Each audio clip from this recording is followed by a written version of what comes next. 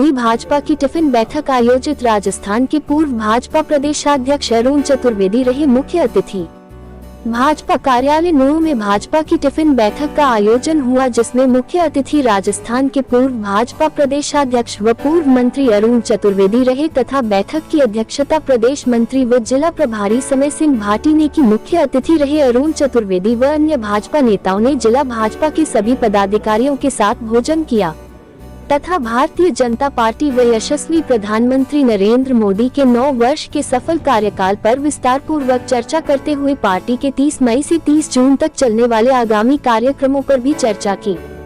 अरुण चतुर्वेदी ने कहा कि केंद्र में नरेंद्र मोदी व प्रदेश में यशस्वी मुख्यमंत्री मनोहर लाल के नेतृत्व में भारतीय जनता पार्टी ने देश व प्रदेश का समान विकास किया।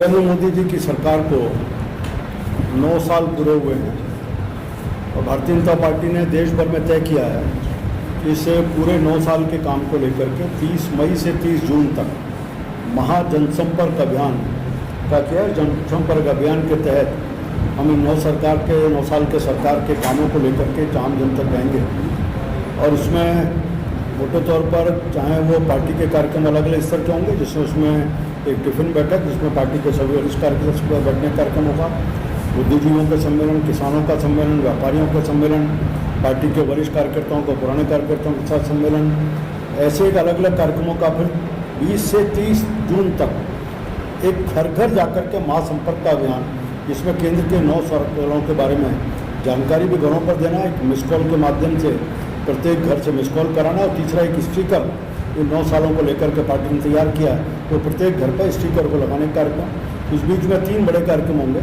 21 जून को योगा दिवस का कार्यक्रम, उसको प्रत्येक लोकसभा में विधानसभा में बड़े पैमाने पर मनाना और बूथ तक इस कार्यक्रम की योजना बनाए, इसकी कल्पना करना। 23 तारीख को श्यामा प्रसाद मुखर्जी जी का बलिदान दिवस है। उस दिन प्रधानमंत्री जी, इसमें थोड़ा सा परिवर्तन कि प्रधानमंत्री जी अमेरिका हैं, वो आजकल में कुछ होगा, अभी तक 23 है, जिसमें उस दिन 10 लाख बूथों के साथ संवाद का कार्यक्रम करेंगे। 25 जून को आपातकाल की जयंती है, मतलब 25 जून 1975 को देश में आपातकाल लगा था, तो आपातकाल के बारे में सबको जानकारी देना, काला दिवस के रूप में मनाना और सुबह इस महीने का आखिरी रविवार होने पर मन की बात का कार्यक्रम करना। ऐसे इन सब कार्यक्रमों की योजना बनाई है। हम सब जानते हैं कि ये 9 साल का शासन नरेंद्र मोदी जी के नेतृत्व में पिछले 30 सालों के बाद ऐसा हुआ कि किसी दल को पूर्ण बहुमत मिला है और उसके पूर्ण बहुमत की सरकार बनी और भारतीय जनता पार्टी के एक साधारण कार्यकर्ता को पार्टी ने प्रधानमंत्री के नाते काम दिया और ये 9 साल भारत के गौरव के साल रहे। जो कहते हैं दुनिया में आज भारत की पताका फहरा रही है, अंतर्राष्ट्रीय स्तर पर भी सभी विश्व में आज भारत की चर्चा होने की बात होती है। हम देश भर में कहें तो जिन मुद्दों को लेकर के हमने राजनीति शुरू की थी, ऐसे अंत्योदय में सरकार के अंतिम पंक्ति में जो बैठा हुआ है उसके उत्थान की कल्पना करते हुए योजना बनाना, केवल योजना नहीं बनाना बल्कि धरातल तक उतारना। चाहे वो घर घर शौचालय का विषय होगा, चाहे आयुष्मान भारत के माध्यम से गैस सब्सिडी देने का विषय होगा, जनधन खाते खोलने का विषय होगा, कोविड के कालखंड में प्रत्येक महिला के खाते में 500 रुपये देने का विषय, अनाज घर घर में पहुँचे कोविड के दौरान में NFSA के परिवार BPL 1 और 2 तक पहुँचाने का काम, इसको करने का काम रहा होगा। प्रधानमंत्री आवास योजना में लोगों को अच्छा आवास कम कीमत पर सरकार दे, इसकी सुनिश्चितता का विषय होगा। घर घर में नल से जल, इस अभियान के तहत जल जीवन मिशन में काम करने का होगा, जहाँ इन सब के माध्यम से सामाजिक दृष्टि से उत्थान की बात की, वहीं देश के आधारभूत ढांचे को भी खड़ा करने का काम किया और पूरे देश में सड़कों का ऐसा जाल बिछरा है जिसमें हम देश भर में भी और बॉर्डर के एरियाज हैं उनको भी जोड़ने का काम इसमें कर रहे हैं। आंतरिक सुरक्षा और बाह्य सुरक्षा दोनों को सुनिश्चित किया। 14 से पहले का वो कालखंड था जब देश में कहीं भी पटाखे की तरह बम चला करते थे। बम्बई में सीरियल ब्लास्ट, दिल्ली में सीरियल ब्लास्ट, जयपुर में सीरियल ब्लास्ट, अजमेर में सीरियल ब्लास्ट, बेंगलोर में सीरियल ब्लास्ट, ये चर्चा सामान्य हो गई थी।